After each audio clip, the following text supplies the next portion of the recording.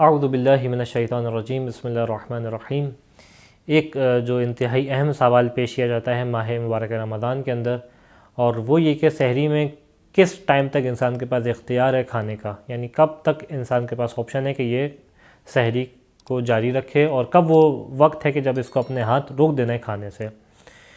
तो इसका जवाब में सबसे पहले आपके सामने कायदा पेश करते हैं, और इसका कायदा ये है कि जो आज़ान फ़ज्र है, जो यानी फ़ज्र का वक्त है, उससे पहले पहले तक इंसान खा सकता है, यानी उससे एक लम्हा पहले तक भी इंसान खाने पीने को अपने हलक से निगल सकता है। लेकिन जहाँ आज़ान फ़ज्र का वक्त हो गया, उसके बाद जो है इंसान इसको कंटिन्यू नहीं कर सकता। लेकिन अब हमारे सामने कुछ मसाइल हैं जो पेश आते हैं। पहला मसला ये है कि ये बहुत कम अफराद होते हैं जिनको बहुत प्रिसाइस तरीके से दकीकन मालूम हो कि एग्जैक्टली वक्त कब तक है फ़जर का, क्योंकि हमारे पास जो कैलेंडर होते हैं उसके अंदर भी एहतियाती वक्त दिया जाता है।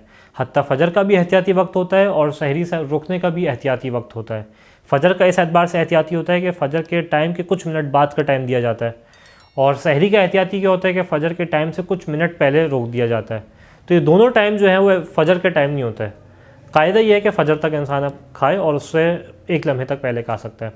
अब जिसको दकीकन मालूम है वो एक लम्हे तक पहले खा सकता है, लेकिन जिसको दकीकन नहीं मालूम कि फ़जर का वक्त कब है, यानी एग्जैक्टली प्रिसाइज तरीके से इसको नहीं मालूम, इसके लिए क्या हुक्म है? इसके लिए ये हुक्म है कि जहाँ तक इसको लगता है कि अब मैंने खाया तो यहाँ पे मुमकिन है कि फ़जर का वक्त हो चुका हो, तो इसको उस लम्हे से पहले पहले तक हाथ रुकना पड़ेगा।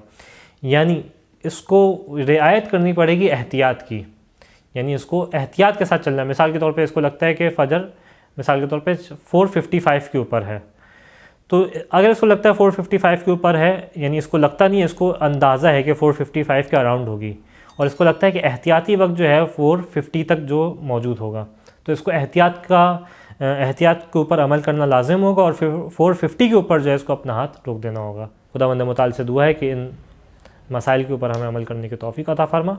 व आखिर दावाना अनिल हम्दुलिल्लाहि रब्बिल आलमीन।